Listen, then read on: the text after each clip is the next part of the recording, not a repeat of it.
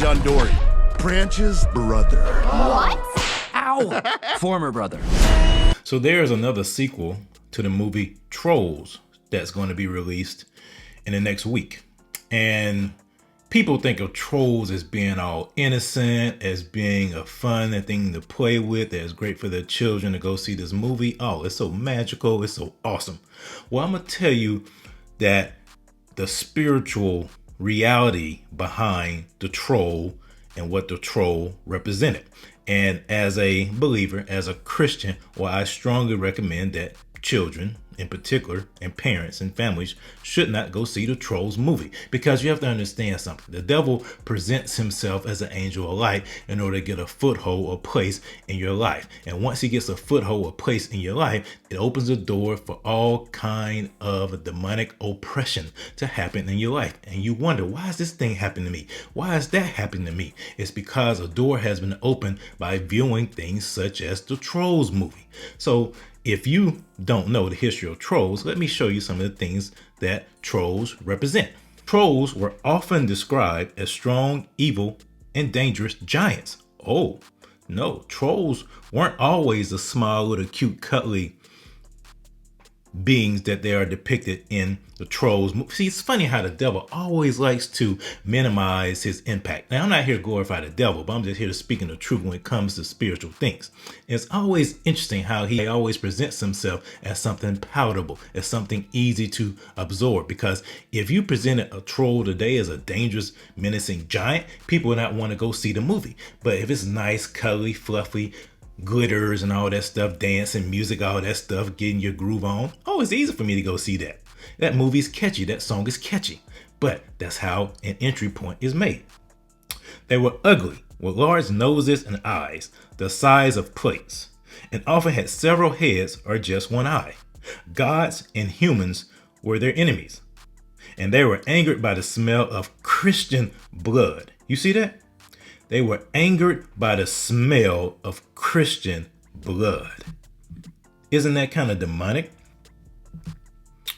And here's another background of what the word troll means, because the word troll is an Old Norse term.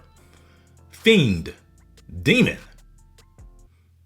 Fiend. Trolls are fiends. Fiends are equivalent of demons. When you entertain fiends, you're entertaining devils. I want you to look at here where it says, according to the Oxford Dictionary, the word troll was adopted in English from the Scandinavian, where in Scandinavian mythology, it meant one of a race of supernatural beings formerly conceived as giants. Interesting. Reminds me of the Nephilim in the Bible. The Scandinavian fancied himself surrounded by trolls, kind of goblin men with vast power. These supernatural beings were of human shape and lived in or near the water. They were beasts that thrived on the smell and taste of rotted flesh. What kind of being would like rotted flesh? Oh, I know, a demon who hates creation, who hates mankind created in the image of God. Trolls had claws, which they used as their primary weapon.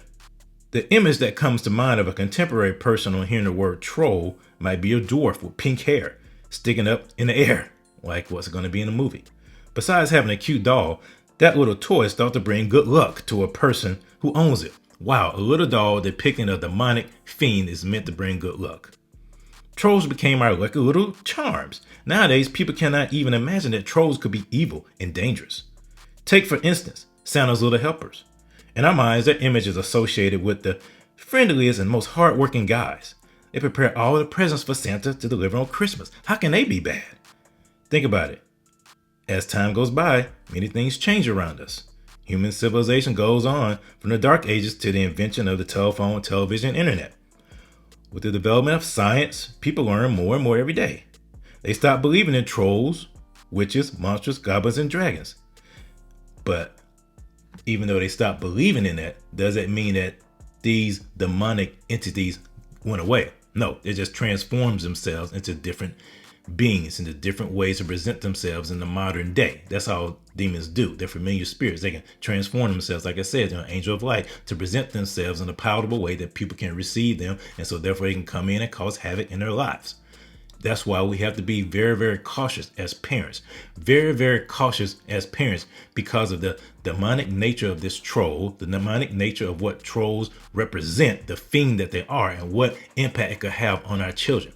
I'm not saying that we should not be able to go out and enjoy certain things, but we have to know the etymology. We have to know the history of what is behind these things. There's always a spiritual component behind these things, and we have to shed light on that so that we are not victims, because God doesn't want us to be victims. We are empowered for greatness. So would I take my children? My children are older, so they wouldn't want to see the movie anyway. But if my children were younger, would I take them to see this Trolls movie? No, because I know the true nature of trolls. I know the history of trolls, and I know what the enemy will want to do in my life by allowing me to partake and entertain Trolls the movie.